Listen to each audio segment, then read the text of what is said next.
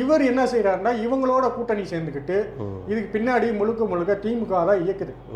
திமுக வந்து நேரடியா நம்மளை எதிர்க்க முடியாம அவங்க வந்து பகிரங்கமாவே நமக்கு இந்த பட்டியல் வெளியிட்ட கோரிக்கைக்கு எதிர்ப்பு தெரிவிக்கிறாங்க.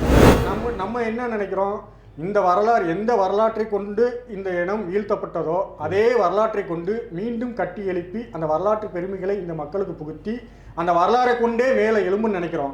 ஆனா இவர் என்ன சொல்றாரு, திரும்ப நம்ம மேலே எந்திரிச்சு போகும்போது திரும்ப காலை பிடிச்சி கீழே இழுத்து வர மாதிரி இருக்கு. இந்த மாதிரி சொல்லுவாங்க. கர்ணன் படத்துல கூட பாத்தீங்கன்னா ஊர் குடும்பம் இவர் தலையை வந்து தலைப்பா எடுக்க மாட்டான்னு சொல்றாங்க. அது நம்ம பெருமை தான். ஆனா அதோடைய பின்னணி காட்சி அமைப்புகளை நீங்க போய் பாத்தீங்கன்னா பன்னி மேய்க்கிற மாதிரி, ஆடு மாடு மேய்க்கிற மாதிரி, இது ஒரு வேளாண்குடி செய்யறது ஒரு சமூக விவசாயக்குடியாவே காமிச்சிருக்க மாட்டார். எந்த இடத்துலயுமே அவர் வந்து இது ஒரு உற்பத்தி சமூகம், இது ஒரு வேளாண்குடி, இவங்களுடைய உற்பத்தி சமூகத்தான ஒரு மல்லர் மக்கள், வேளாண் தொழில் மக்கள், உழவர்கள்னு சொல்லி எந்த இடத்துலயுமே பதிவு பண்ண மாட்டார். ஆரி செல்வராஜ் படம் எடுக்கணும்னா படம் மட்டும் எடு, உனக்கு கதை எடுக்கிறதுக்கு 1000 கதை இருக்கு, ஆனா என் சமுதாயத்தை தொடாது. அவனுக்கு பின்னாடி ஒரு தலித் பாலிடிக்ஸ் இருக்கு, அது அவனோட கொள்கையா இருக்கலாம், லட்சியமா இருக்கலாம். ஓ வேலை என்னவோ அதை மட்டும் பார்த்துட்டு போ. தொடர்ந்து என் சமுதாயத்தை வந்து அங்க ஒரு குறியீடா காமிக்கிறது, இந்த குறியீடை காமிச்சு அந்த குறியீடோட வந்து தலித்தியத்தோட பொருத்தி காமிச்சு திரும்ப எங்களை கீழே இழுத்து வர இந்த வேலையெல்லாம் வச்சுக்கிறாரு. மக்களான் படத்துக்கும் தேவேந்திரனுக்கும் என்ன சம்பந்தம்? அது முழுக்க முழுக்க பறையர்களுடைய வாழ்வியலை பற்றியான ஒரு படம். பறையர் என்று சொல்லக்கூடிய சாம்பூர்ல அதை வந்து ஏத்துக்கலையே, என்ன வந்து இப்படி தலித்தா காட்டாதுன்னு அந்த மக்களே விரும்புறாங்க. ஆனா குறிப்பா அந்த ரஞ்சித் மட்டும் தொடர்ந்து அந்த சமூக மக்களையே அந்த இழிவுபடுத்தக்கூடிய விஷயம் அவரும் தொடர்ந்து திரையுறவுல பண்ணிட்டே இருக்காங்க. அவங்க பாலிடிக்ஸ் இது திருமாவளவனுக்கும் நல்லா தெரியும், ரஞ்சித்துக்கும் நல்லா தெரியும். ஒன்னால இவ்வளவு இந்த வழிகளை கடத்துற நீ யாரால இது அடிமையாக்கப்பட்டார் அப்படின்றத உன்னால பதிவு பண்ண முடியுமா? நான் கேட்குறேன், இது இந்த மல்லர்குடி, இந்த உழவர்குடி இன்றைக்கு இவ்வளவு கஷ்டங்கள் நீ சொல்கிறல, இவ்வளவு கஷ்டத்தை வழியை தாங்கி நான் நிற்கிறேன், எனக்குள்ள இந்த பாதி வழியை தான் உங்களுக்கு கடத்திருக்கேன்னு சொல்றியே, இந்த வழி யார் ஏற்படுத்தணும் உன்னால் சினிமாவில் காமிக்க முடியுமா? இந்த உன்னை யார் இயக்குறானோ அவன் தான் உனக்கு இந்த வழியை கொடுத்தவன். உனக்கு பின்னாடி இருந்துக்கிட்டு யாரெல்லாம் உன்னை இயக்குறாங்களோ அதே திராவிட தெலுங்குகள் தான், தெலுங்கர்களுடைய வருகைக்கு பிறகு தான் இவ்வளவு பெரிய இழிநிலைக்கு அவர்கள் தான் இந்த பாண்டியர்களை தெலுங்கர்களும் அதோடு கூட்டு சேர்ந்த இந்த பாளையப்பட்டுக்கும் சேர்ந்து தான் இவர்களை வீழ்த்தினார்கள், இந்த பாண்டியர்களை இந்த உழவர்குடியை வீழ்த்தினான்னு சொல்லி உன்னால் காட்சிப்படுத்த முடியும்.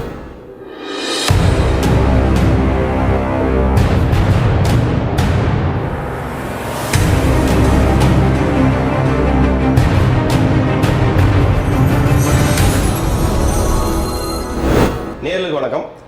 இன்று நம்மளோட நேர்காணல் இணைஞ்சிருக்கு யாருன்னு பார்த்தீங்கன்னா பாண்டிநாடு வளவியோட நிறுவனர் சக்திவேல் பாண்டியன் தான் இணைஞ்சிருக்காங்க. வணக்கம் பிரதர். வணக்கம்.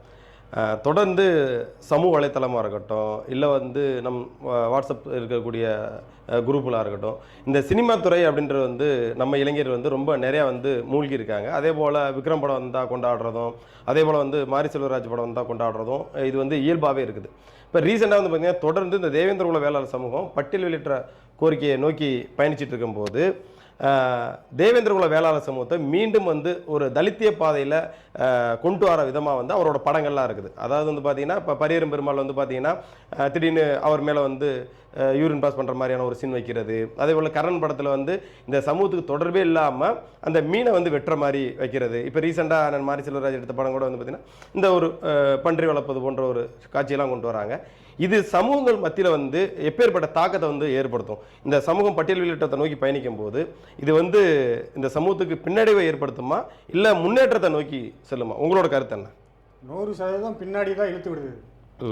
ஆரி செல்வராஜ் வந்து ஒரு தனி மனிதனாக நம்ம பார்க்கப்பட்டாலும் அவர் வந்து ஒரு திரைத்துறையில் இன்னைக்கு வந்து தவிர்க்க முடியாத ஒரு இயக்குனராக இருக்காரு. அதுக்கு நம்ம வாழ்த்துக்களை தெரிவிச்சுக்கிறோம். அவர் உழைப்பினால வந்து ஒரு சாதாரண கிராமத்திலேருந்து போய் இன்னைக்கு வந்து எத்தனையோ இயக்குனர்கள், பெரிய பெரிய நடிகர்களை, முன்னணி நடிகர்களை இயக்குற அளவுக்கு வளர்ந்துருக்கிறார். அது நம்ம வாழ்த்துறோம். ஆனால் அதே நேரத்தில் அவருடைய சிந்தனைகள் முழுக்க அவருடைய சிந்தனைகள் ஃபுல்லாகவே தலித் பாலிடிக்ஸை தான் அவர் கையில் எடுக்கிறார்.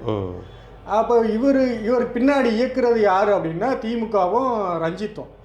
ரஞ்சித்துடைய ஃபுல் கான்செப்ட் என்னன்னா அவர் வந்து அம்பேத்கரிஸ்ட்.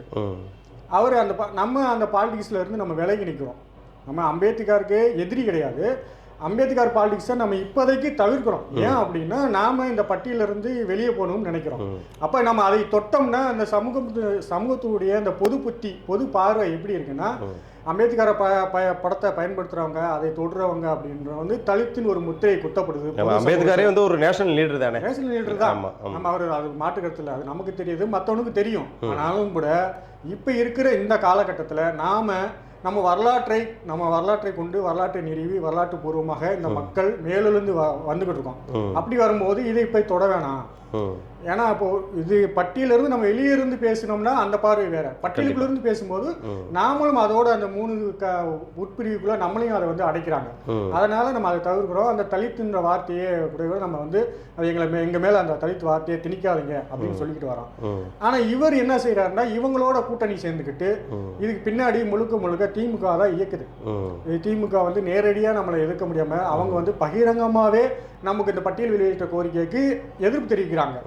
சமீபத்தில் உங்களுக்கு கூட தெரியும், தூத்துக்குடியில் நடந்த மாநாட்டில் கனிமொழி கலந்துக்கிட்டாங்க. அந்த மாநாட்டில் பட்டியல் வெளியிட்ட கோரிக்கையை வைக்கக்கூடாது, அப்படி வச்சிருந்தா நான் அந்த மேடைக்கு வரமாட்டேன்னு, எங்கள் அஜெண்டாவே கிடையாதுன்னு அந்த அம்மா வந்து சொல்லி அந்த மேடையில் வாசிக்கவே இல்லை. அப்போ இதெல்லாம் நம்ம கண்கூட நம்ம பார்க்குற நம்ம ஊடகத்துறையில் நம்ம நேரடியாக போய் பார்த்துக்கிட்டு இருக்கோம். அப்போ அவங்களோட அஜெண்டாவிலே கிடையாத ஒரு வார்த்தை, இந்த வார்த்தையை அவங்களுக்கு அருவருப்பாக பார்க்குறாங்க திமுக.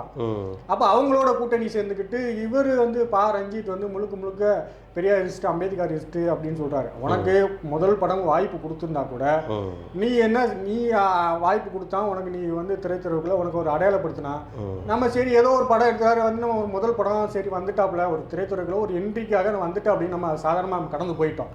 ஆனா தொடர்ச்சியா நம்ம பார்த்தோம்னா எல்லா படங்கள்லையுமே தொடர்ச்சியா அவர் வந்து அந்த தலித் பாலிடிக்ஸை தான் கையில் எடுக்கிறார் மாரி செல்வராஜ். அப்ப இது சரி தலித் பாலிடிக்ஸ்ல அவர் எடுக்கிறதுனால உங்களுக்கு என்ன பிரச்சனை அப்படின்னு நீங்க கேட்கலாம். இல்ல அது அவரோட வலியும் வேதனையும் தானே எடுக்கிறேன்னு சொல்றாரு. அவரோட தனிப்பட்ட விஷயத்தை தான் படமா எடுக்கிறேன்னு சொல்றாரு. இதுல என்ன சிக்கலா இருக்குன்னு நீங்க நினைக்கிறீங்க? இப்போ மாரி செல்வராஜ் அப்படின்றது வந்து தனி மனிதனுடைய பாலிடிக்ஸாக நம்ம அதை அப்படி பார்க்க முடியாது. அவர் பதிவு பண்ணுற இடத்துலலாம் வந்து முழுக்க நான் எங்கேருந்து வந்தேன்னு தெரியுமா, நான் யார் தெரியுமா, நான் எந்த ஊர்லேருந்து வந்தேன் தெரியுமா அப்படின்றத பதிவு பண்ணுறாரு. அப்படின்னு பதிவு பண்ணும்போது அவர் எந்த ஊருக்காரு அப்படின்னா புளியங்குளத்துக்காரு. புளியங்குளம் முழுக்க தேவேந்திர குல வேளாளர்கள் வாழ்கிற ஊரு. நம்ம அது ஊர் மட்டும் நம்ம பார்க்க முடியாது, அது ஒரு வரலாற்று சிறப்பு மிக்க. ஆமா, ஒரு வரலாற்று சிறப்பு மிக்க ஒரு கிராமம்.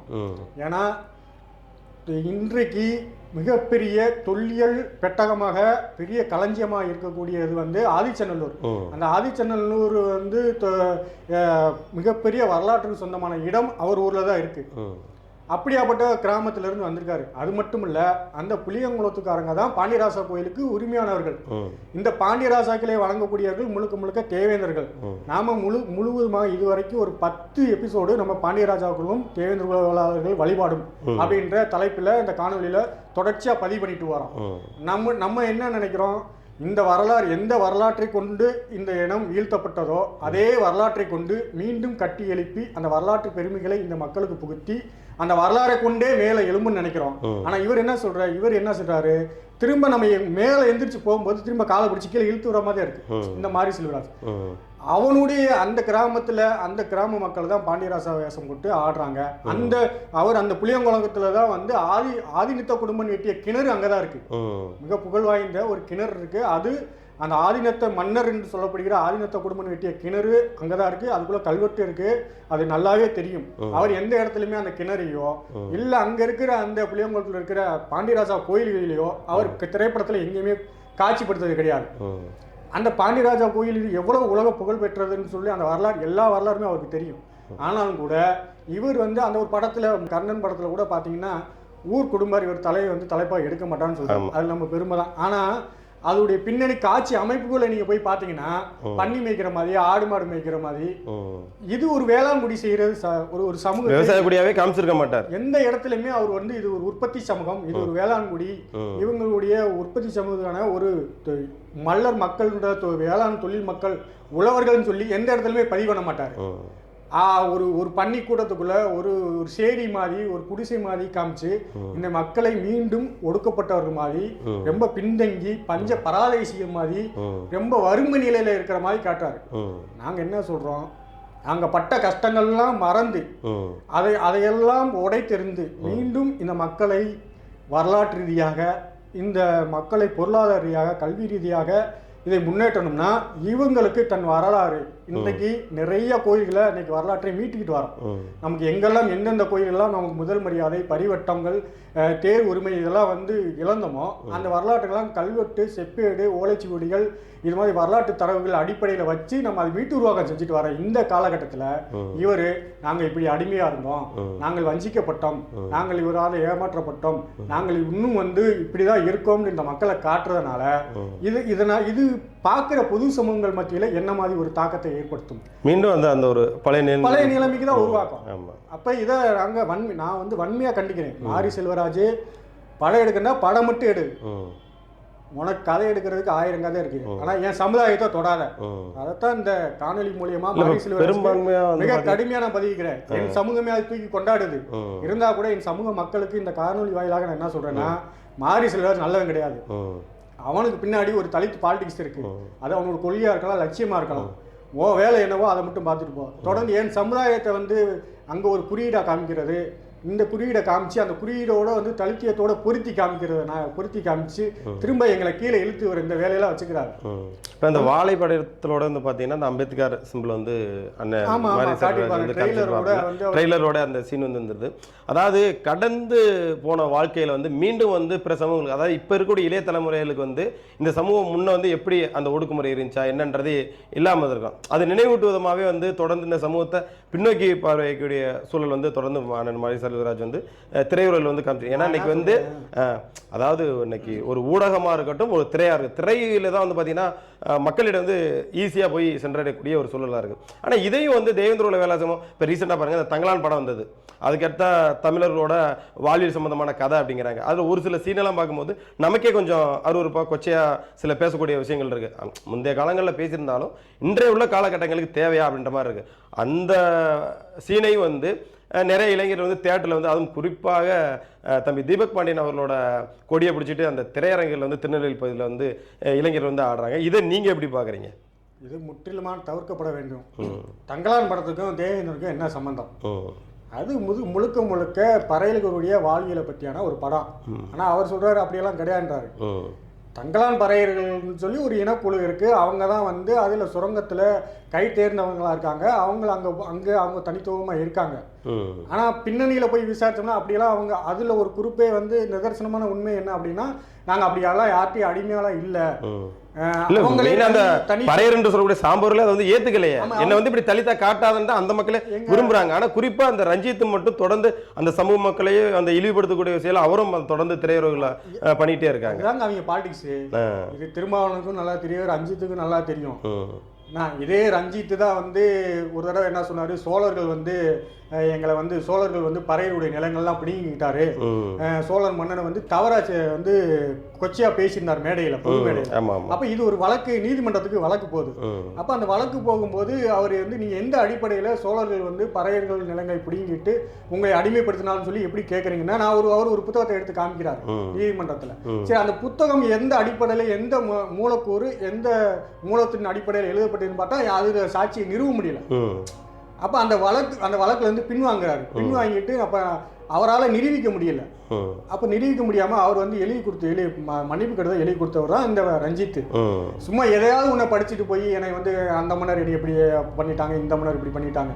ஆனா அவங்களுக்கு பொது புத்தியில இது வந்து திருமாவளவனும் சரி ரஞ்சித்துக்கும் சரி, இந்த மக்கள் உண்மையிலே வந்து அவங்க வந்து அப்படியெல்லாம் எந்த இதில் அடிமையாகவும் இல்லை, அப்படியெல்லாம் வந்து கொடுமையெல்லாம் அணிவிக்கும் இல்லை. உண்மையிலே அவங்க இந்த பட்டியலிருந்து அவங்களாம் வெளியேறக்கூடிய இவங்க தான். ஏன்னா அதை நம்ம சொல்லக்கூடாது, அதை அவங்க சொல்லணும். அதில் ஒரு பிரிவில் வந்து பறையர் பேரியக்கம் சொல்லி அவங்க தனியாக வந்து போராடி இருக்காங்க. நாங்கள் வந்து பட்டியலில் இருக்க விரும்பலை, எங்களை வெளியேற்றணும்னு சொல்லி அந்த கோரிக்கை. ஆனால் அவங்க பேச்சு எடுபடலை. ஆனால் இப்போ பெரும்பான்மையாக இருக்கிற அந்த திருமாவளவனுக்கு தெரியும், நல்லாவே தெரியும். ஆனால் அவர் இந்த தலித் பாலிடிக்ஸை வச்சு, இந்த அரசியல் வச்சு வண்டியை ஓட்டிகிட்டே இப்படியே காலத்தை தள்ளிடும் நினைக்கிறாரு. ஆமா, அந்த விவாதத்துக்குள்ள போகணும், நீ இரு, வேணாம், என்னையும் தொடாத. என் மக்களுக்கு என்ன சொல்றேன், நீ உனக்கு தங்கலானுக்கு என்ன சம்பந்தம்? சரி, சியான் விக்ரம் நடிக்கிறதுனாலே நீ வந்து அதை கொண்டாடுற அப்படின்னா, சியான் விக்ரம் இந்த மண்ணுக்கும் இந்த மக்களுக்கும் உனக்கு என்ன செஞ்சிருக்கான், எந்த இடத்துல பதிவு பண்ணிருக்கான்?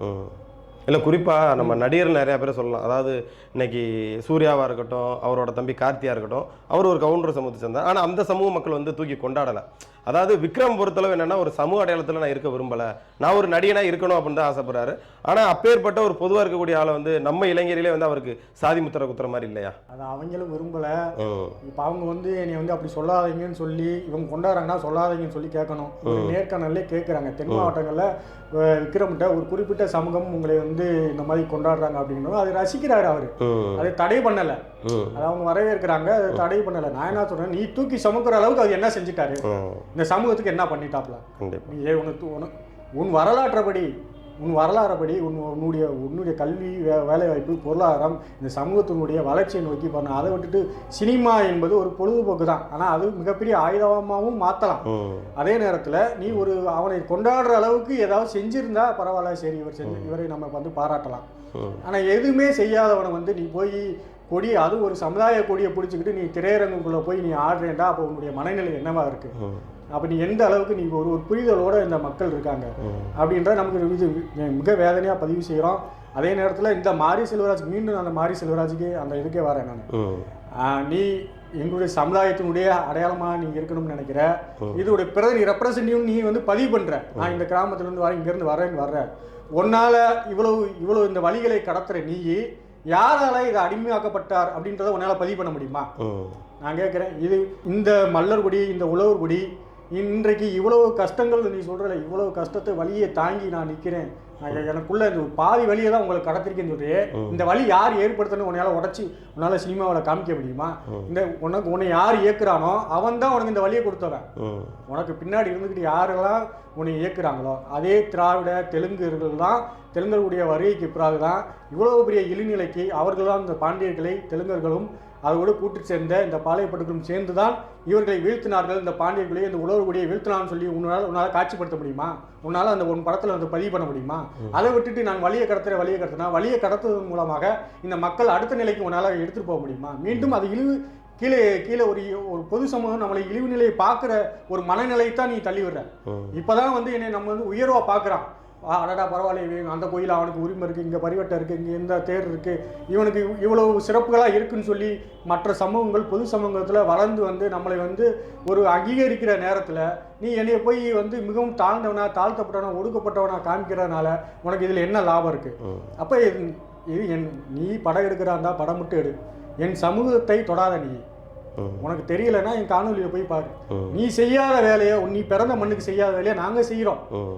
அதே மண்ணில் படுத்து கிடந்துட்டு, அதே புளியங்குளத்தில், அதே அந்த ஆற்றுல தாமிரபரணி ஆற்றுல ரவும் பகலமாக படுத்து 10 எபிசோட விடிய எடுத்து 3 நாளாக அந்த திருவிழாவை காட்சிப்படுத்தி அதோடைய வரலாற்றுகளை, பெருமைகளை இந்த மக்களுக்கு, உலகத்துக்கு எடுத்து சொல்கிறோம். உன்னால் அப்படி பதிவு பண்ண முடியுமா? காட்சிப்படுத்த முடியுமா? சொல்ல முடியுமா? உனக்கு அந்த திறமை இருக்குல்ல, நீ காட்டியிருக்கணுமா இல்லையா? ஒரு வரலாற்று பின்னணி கொண்ட, அதுவும் மகாபாரதம் சொல்லக்கூடிய மிகப்பெரிய போர் நடந்த இடமாக சொல்லப்படுகிறது. இன்றைக்கும் ஒரு வரலாற்று அறிவு பெட்டகமாக இருக்கக்கூடிய மிக முக்கியமான ஒரு களஞ்சியமாக இருக்குது. இன்றைக்கு அந்த இடத்துல வந்து வாள் எடுத்திருக்காங்க, நெல் உம்மி எடுத்திருக்காங்க. 3000 ஆண்டுகள். இன்றைக்கி வந்து அதை வந்து டெஸ்ட் பண்ணி ஆய்வு பண்ணதில் அந்த உம்மி ஒரு குழம்பிக்குள்ளே வந்து ஒரு மண்பானை இருக்குது. அந்த மண்பானைக்குள்ளே போனால் இன்னும் அந்த நெல்லும் உம்மியும் கலந்த மானைக்கு இருக்குது. அது கெடாமல் இருக்குது. அதை ஆய்வு பண்ணி பார்க்கும்போது 3000 ஆண்டுகளுக்கு முந்தையன்னு சொல்கிறான். அப்போ இந்த மக்கள் இந்த அளவுக்கு அந்த நெல்லின் நாகரிகம், நெல்லின் மக்கள் அப்படின்றதுக்கு அந்த ஒரு சாட்சி போதும். அவ்வளோ பெரிய வரலாற்று பின்னணி கொண்ட இந்த மக்கள் அந்த வாழ்விடங்கள் சுற்றி இருக்கிற போல தேவேந்திர குல வேளார்கள் அப்படின்ற பதிவு பண்ணிக்கிட்டு இருக்கோம்.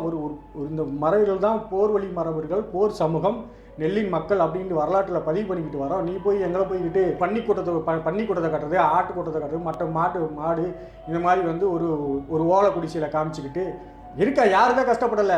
கஷ்டம் இன்னைக்கு இருக்க தான் செய்யுது ராஜா. சரி, இந்த கஷ்டத்துக்கு அடுத்த நீ என்ன சொல்ல வர? இப்படியே கஷ்டப்பட்டுக்கிட்டே இருக்கணும்னு நினைக்கிறியா? அடுத்த நிலைமைக்கு நம்ம எப்படி முன்னேறது? அடுத்த நிலைமைக்கு இந்த சமூகத்தை எப்படி எடுத்துட்டு போறது? எதை கொண்டு நம்ம சொல்லணும்? நம்ம வரலாறு படி பார்க்கணும். வரலாறு அதான் சொல்றாரு தலைவர் வந்து வேலுப்பிள்ளை பிரபாகரன் சொல்றாரு, வரலாறு தெரியாத சமூகம் வரலாற்றை படைக்க முடியாதுன்னு சொல்றாங்க. தன் சுய வரலாறு தெரியாத மக்கள் எப்படி தன் வரலாற்றை நீங்கள் படைக்க போறீங்க? உன்னுடைய வரலாறே உனக்கு தெரியலாட்டி நீ எப்படி வரலாற்றில் இடம் பிடிக்க போற? அந்த தத்துவத்தில், அந்த அடிப்படையில் தான் நம்ம சொல்றோம். எந்த வரலாற்றை கொண்டு எந்த வரலாற்றை என்னை அழித்து, என்னை வீழ்த்தி, என்னை இந்த மக்களால் ஒடுக்கப்பட்டவனாக, தாழ்த்தப்பட்டவனாக இந்த நிலத்தில் வீழ்த்தப்பட்டு என்னுடைய நிலங்களே பிடுங்கி அகதிகளாக சொந்த மண்ணில் நீ நிலைநிறுத்தினாயோ அதே நிலத்தில் நின்று அதே வரலாற்றை கொண்டு மீண்டும் நாம் எழுகிறோம். எனக்கு என்னென்ன வரலாறு இருக்குது, நான் எந்த வழியிலிருந்து வந்தவன், நான் எந்த குடியிலிருந்து வந்தவன் அப்படின்ற அந்த என்னுடைய வரலாற்றெல்லாம் தோண்டி எடுக்கும்போது நான் இந்த பாண்டிய மரபு வழியில் வந்தவன் அப்படின்றத எனக்கும் இந்த கடவுளுக்குமான தொடர்பு, எனக்கும் இந்த பாண்டியர்களுக்குமான தொடர்பு, எனக்கும் இந்திரனுக்குமான தொடர்பு, எனக்கும் முருகனுக்குமான தொடர்பு அப்படின்ற இந்த வரலாற்று ரீதியாக பொருத்தி மேல் எழும்பி வர செய்ய மிக கடுமையாக உழைச்சிக்கிட்டு இருக்கோம் களத்தில். இது நம்ம மட்டும் இல்லை, நிறைய அறிஞர்கள், வரலாற்று ஆய்வாளர்கள், அமைப்புகள் நிறைய திரண்டு இந்த மக்கள் போராடி இதை வந்து மீட்டுருவாக்கம் செஞ்சு நம்ம கொண்டுட்டு வரோம். அதோடைய முதல் படிநிலை தான் இந்த தேவேந்திர வேளாளர் என்ற அந்த அரசாணை. அடுத்த கட்டமாக அந்த பட்டியல் வெளியேற்றத்துக்காக நம்ம தொடர்ச்சியாக நம்ம வந்து அதற்கான வேலைகளை முன்னெடுத்து இந்த காலகட்டத்தில் நீ தொடர்ந்து நீ வழியை கடத்தி இந்த மக்களை மீண்டும் மீண்டும் இந்த ஒரு புதைகுழிக்குள்ளே தள்ளுற வேலையை இந்த மாரி செல்வராஜ் செஞ்சுக்கிட்டு இருக்காப்புல. நான் வன்மையாக கண்டிக்கிறேன்.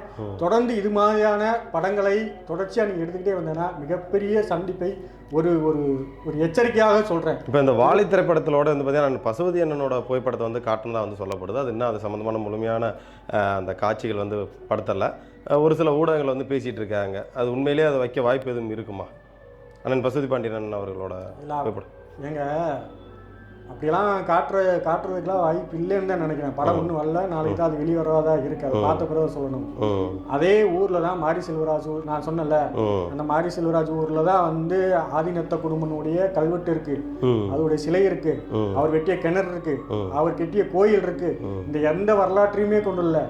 அதில் அந்த மிகப்பெரிய வரலாற்றுக்கு சொந்தமான அந்த ஊர், அந்த மண் அப்படின்ற நம்ம மேலும் சொல்லிட்டோம். அங்கே தான் வந்து அவங்க அந்த ஊரிலேயே வந்து சுதந்திரம் வாங்கறதுக்கு முன்னாடியே அவங்க வந்து சங்கம் வச்சிருக்காங்க. விவசாயிகளுக்கான தேவேந்திர வேளாளர் விவசாய சங்கம்னு வச்சிருக்காங்க. அதை வந்து அந்த ஒத்த லைனை மட்டும் காட்டுறது முழுவதுமாக அதை வந்து காட்ட மாட்டாப்ல.